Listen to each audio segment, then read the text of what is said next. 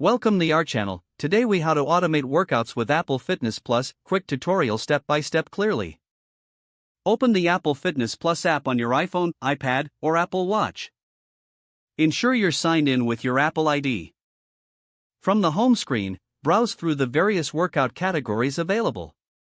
Select a category that interests you, such as strength, yoga, or dance. Tap on the specific workout you want to automate. Review the workout details, including duration and equipment needed. Look for the Add to Library option and tap it to save the workout. Now, return to the main screen and access your library. In your library, locate the saved workout. Tap on the workout to view additional options. Select the Schedule feature to set a time for the workout. Choose the frequency for your workout, daily, weekly, or at specific intervals. Set reminders to notify you before the workout begins. Confirm the schedule and make sure notifications are active in your device settings. Pair your Apple Watch to track your workout metrics during the session. Start your workout at the scheduled time, following along with the trainer. Review your workout stats post-session in the Fitness app. Adjust your workout schedule as needed for optimal results. Enjoy a seamless and automated workout experience with Apple Fitness Plus.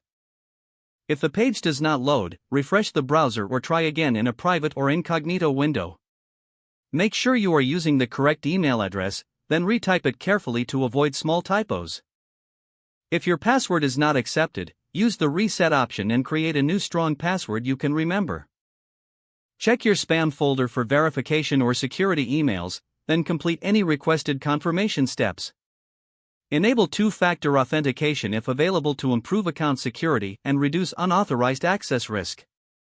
After signing in, review your profile details so your contact information and settings are accurate and current. If you see an error message, note it down and try again after restarting your device and internet connection. Log out when you finish, especially on shared devices, to keep your account and payment information secure.